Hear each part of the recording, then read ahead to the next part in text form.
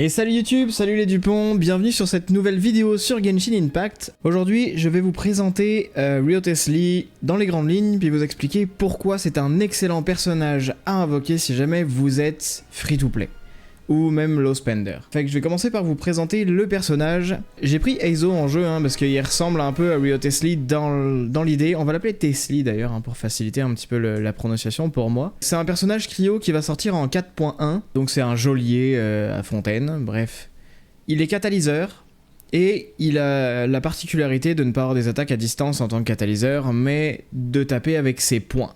Un peu à la manière de Eizo comme ça ici, qui est un personnage catalyseur mais au corps à corps et qui tape avec ses poings et ses pieds. A priori, Tesli ce sera uniquement avec ses poings, mais il aura du coup la particularité d'avoir des attaques de base infusées en permanence, comme Eizo ici, comme tous les catalyseurs. Toutes ces attaques feront des dégâts cryo. Ce qui est un premier point important, toutes les attaques de base de Tesli vont faire des dégâts élémentaires cryo. Donc l'application cryo de Tesli et sa capacité à faire des réactions élémentaires avec le cryo va être vraiment super intéressante. Vous allez voir pourquoi dans les teams après. Donc ces attaques de base, des coups de poing en cryo, sa compétence élémentaire va venir renforcer ses coups normaux, augmentation des dégâts des attaques de base, et son burst il va venir mettre un gros coup de poing qui va faire une fois des gros dégâts puis quelques petits dégâts en AOE après avec une sorte de truc qui fait des tics puis qui explose.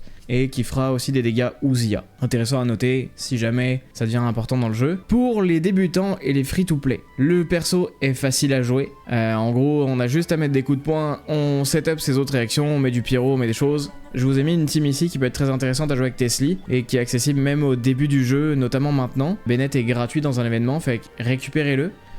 Xiangling est gratuite à récupérer pour tout le monde quand on finit les tâches 3 des abysses, et Lynette est gratuite dès que vous atteignez le niveau 25. Ici Eizo est là pour remplacer Tesli parce que le perso est pas encore sorti. Donc facilité à jouer le personnage. On applique le cryo, on disperse le cryo avec la Nemo avec le set vert chasseuse, ensuite on applique du pyro avec Xiangling et Bennett, et on fait des melts. Et ça va faire des gros dégâts. Aussi simple que ça. Au niveau du build, ça va être vraiment simple, dans le sens où il n'y aura pas besoin de quelque chose de très poussé pour que le perso fonctionne.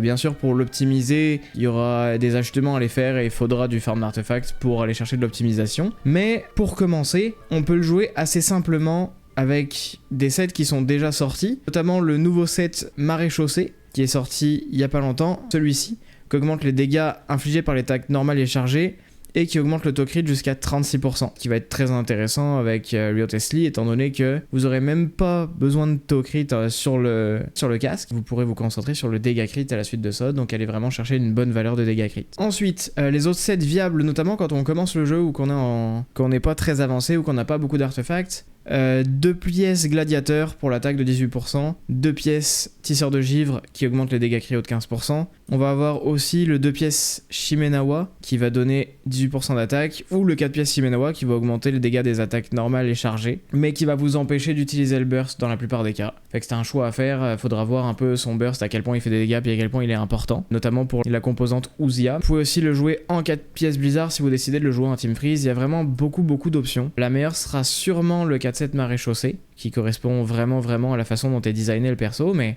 ce sera pas la seule façon de le faire fonctionner, il y aura plusieurs options qui permettront de le faire fonctionner rapidement et simplement. Au niveau des compositions de team, comme je vous l'ai dit, il y a la team que j'ai mise ici, qui va très bien fonctionner, on va appliquer le pyro et faire des reverse melt avec Wriothes-Lee.